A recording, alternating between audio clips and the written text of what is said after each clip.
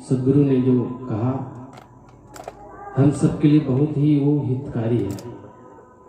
सोच परिवर्तन से ही जीवन का बदलाव होता है। आदमी को कुछ बदलना नहीं होता है, न शरीर बदलना होता है, न घर बदलना होता है, न कपड़ा बदलना होता है। केवल सोच अगर बदल गया तो आदमी अपने आप को ऊंचा उठा लेता है। वो जो कहानी कहते हैं कि एक राजा थे और वो एक संत से वो जुड़े हुए थे।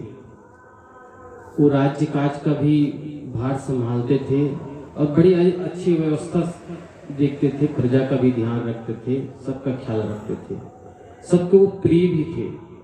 सब लोग चाहते थे कि राजा सदैव बने रहे। लेकिन कभी कभी उसके मन में एक उदासी छा जाती थी। वही प्रजा की देखभाल करना, वही सुनवाई करना, हाय हत्या करना और अपने राज्य के विस्तार के लिए सदैव लड़ाई के लिए तत्पर रहना, वही चिंता सताती। और साथ साथ उसके मन में होता कि मेरे बाद ये राज्य का प्रशासन कौन संभालेगा। उसके नज़र में कोई योग्य व्यक्ति दिखता नहीं था कि मेरे बाद ऐसा कुशलता से राज्य का भार संभाल सके। तो उसके मन में एक उदासी छा जाती थी, राजकाज से भी एक ऊब लगती थी उसको।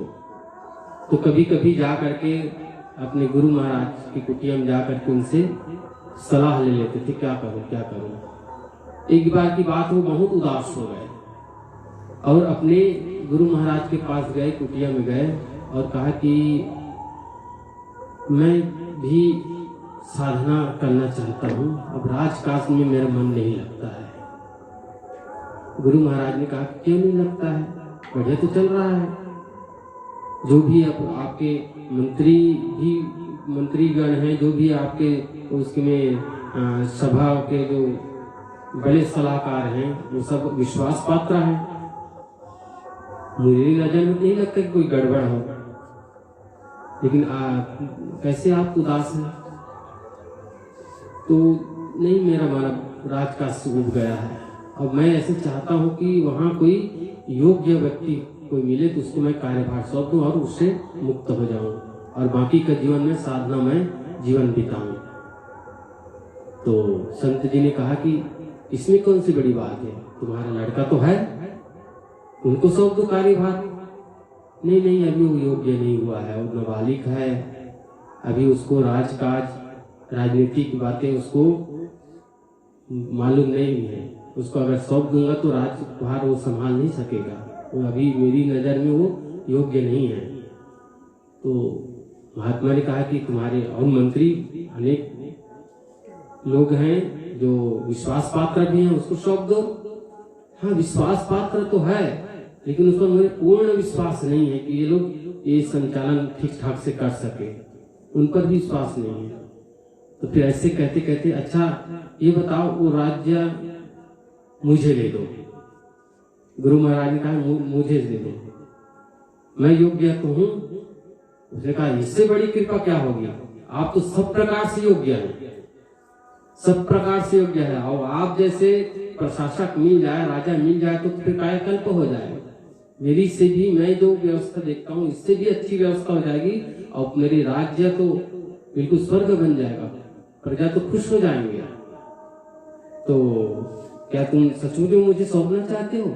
हाँ हाँ, इसमें कोई बात नहीं, मैंने कहा तो बस हो गया। अच्छा ठीक है, तो फिर अब इसके बाद क्या करोगे? राजा जी से कहते हैं महात्मा जी, आप राज्य तो तुम मुझे दे दिए, अब क्या करोगे? अब करूंगा क्या, वहां अभी जाऊंगा राजमहल में और थोड़ा सा धन ले लूंगा और अपने परिवार के साथ कहीं चला जाऊंगा और छोटी सी कुटिया कहीं बना करके अपना जीवन यापन करूंगा। अच्छा, तो अभी अभी तो तुमने राज्य को मुझे सौंप दिया, राज्य सौंप दिया मतलब राजा मैं हो गया, तो जितना भी जो धन है वहां का वो तो मेरा हुआ, तो तुम्हारा कैसे हो गया? राजा को लगा सही बात है, मैंने तो आपको सौंप दिया, तो उसमें मेरा कोई अधिकार नहीं रहा। अब क्या करूंगा? अब करूंगा क्या, वहां से जा करके कहीं इसी राज्य में कहीं जा करके रहूंगा, कुछ मेहनत मजदूरी करूंगा, जीवन तो चलाना है। तो बाहर जाने की क्या जरूरत है, मेरे यहाँ ही नौकरी कर लो ना। संत जी ने कहा कि मेरे यहाँ नौकरी करो, एक पद रिक्त है। तो राजा ने कहा कि हाँ, बाहर जाकर के नौकरी करने के और मेहनत मजदूरी करने की अपेक्षा तो आपके यहाँ भी कर सकता हूँ, तैयार हूँ। तो वो पद कौन सा है बताऊं?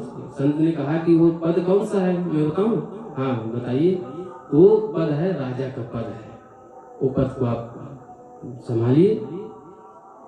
तो उसने कहा ये कैसे हो सकता है, अभी मैं राजा बनाया तो इसको फिर अब मैं आपको सौंप दिया, फिर वही आप सौंप रहे हैं। देखिए राज्य तो मेरा है, आप मेरा केवल आप नौकर बन करके रहेंगे, वो पद को संभालेंगे। वो जो राजा जो काम करता है, जैसे अन्य कर्मचारी करते हैं, वैसे आपको कार्यभार संभालना है। ये कौन सी बड़ी बात है? उसके समझ में हाँ ये तो बड़ी बात है, ये तो अच्छी बात है। उसने वो राज्यभार संभाल लिया और वही करने लगा जो पहले करते थे। शासन, राज्य का विस्तार, लोगों का देखभाल, प्रजा का देखभाल वही कर रहे थे। पहले जो पहले करते थे वही कर रहे थे, लेकिन उसके सोच में परिवर्तन हुआ। ये मेरा नहीं है, मैं केवल ड्यूटी निभा रहा हूँ। समय से जाते, राजकाज कार्यवाही करते और समय से आकर के अपने परिवार के साथ रहकर कुशल मंगल रहते, बड़े शांत से सुख चैन से रहते थे। पहली अवस्था थी, राजा तो थे लेकिन उसमें बहुत चिंता खाई जाती थी कि इसके बाद क्या होगा, कौन संभालेगा, कैसे करेगा, मेरे राज्य कोई छीन न ले। तो हर समय उस चिंता में उसका समय बीतता था। अब जब कार्यभार संभाला, काम वही कर रहा है, राजा का ही काम कर रहा है, लेकिन उसकी सोच में कैसे परिवर्तन हुआ, ये मेरा नहीं है, मैं केवल नौकर हूँ, वो पद मुझे मिला हुआ है, वो कर्तव्य मैं कर रहा हूँ। अब ये तो बस चाहे लाभ हो चाहे हानि हो, तो ये तो गुरु महाराज का है, वो जाने। क्या परिवर्तन हुआ? आदमी तो बदला नहीं, राज्य भी नहीं बदला, पद भी नहीं बदला, क्या बदल गया? केवल विचार, केवल सोच। पहली अवस्था में वही उसको प्रजा मिलते थे, मंत्रीगण मिलते थे और अन्य लोग मिलते थे, लेकिन उसको आनंद नहीं आता था। किसी न किसी बात को लेकर उसके मन में खटक लगी रहती थी, चिंतित रहते थे। अब क्या, वही काम कर रहे हैं, वही कर्तव्य कर रहे हैं, वही ड्यूटी निभा रहे हैं, लेकिन उसकी सोचता ये मेरा नहीं है, ये गुरु महाराज के है, मैं केवल ड्यूटी कर रहा हूँ, इसका मुझे केवल जो जितना मैं मेहनत कर रहा हूँ उसके अनुसार मुझे धन मिल रहा है। तो आदमी नहीं बदलता है, आदमी की अगर सोच बदल जाता है, आदमी वही बना रहता है, लेकिन जब सोच में जब परिवर्तन होता है तो उसका जीवन ही बदल जाता है। इसलिए अगर सोच को हम सकारात्मक रखेंगे तो सचमुच में हम जिसके लिए बहुत दुखी रहते हैं, चिंतित रहते हैं, तो वो चिंतन की जो हमारी जो प्रक्रिया है वो बदल जाएगी। अभी हम साहब से तो सुन ही रहे थे, 3 मिनट अगर हम समय देते हैं जीवन के लिए तो बहुत परिवर्तन हो सकता है। बोलिए सद्गुरु देव की जय। बैठिए सब लोग। 3 मिनट ही कहा साहब जी के हम विचार में हम सुनते हैं, 1 मिनट में ही जीवन बदल सकता है, जिंदगी बदल सकती है। 1 मिनट के विचार से विचार में परिवर्तन हुआ, विचार में बदलाव हुआ, तो हम जो सोच रहे थे, जिस ट्रैक में चल रहे थे, विचार में परिवर्तन हुआ, विचार में बदलाव हुआ कि ये जो मैं चल रहा हूँ, जो पद्धति में अपनाया हुआ गलत है, उसके विपरीत हम चलने लग गए, सही चलने लग गए, तो वहीं से हमारे जो जिंदगी में बदलाव शुरू हो जाती है। तो बहुत ही हम सुंदर कबीर साहब के विचार के अनुसार सुन रहे थे कि विचारों में परिवर्तन होने से ही जीवन में बदलाव आता है। और वो विचार क्या है? सकारात्मक विचार, नकारात्मक विचार नहीं। नकारात्मक विचार तो दुख और द्वंद और बंधन में ही डालेगा। इसलिए हम सदैव सकारात्मक विचारों को ही अपने जीवन में जगह दें, तभी जीवन में, हमारे जीवन की आध्यात्मिक ऊंचाई में हम आगे बढ़ सकेंगे। और उसके लिए हमारा निजी जीवन, पारिवारिक जीवन और सामाजिक जीवन निरंतर आगे प्रोग्रेस करता रहेगा। उज्ज्वल साहब जी हम सबके बीच में विराजमान हैं। मैं परम पूज्य गुरुदेव जी से मैं विनम्र निवेदन करता हूँ कि आप अपने अमृतमय विचारों से हम सबको लाभान्वित करें। बोलो सद्गुरु देव की जय।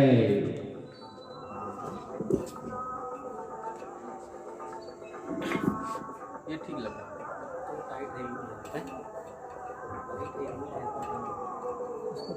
ये बढ़िया है। उसी तरफ से हाँ बढ़िया है।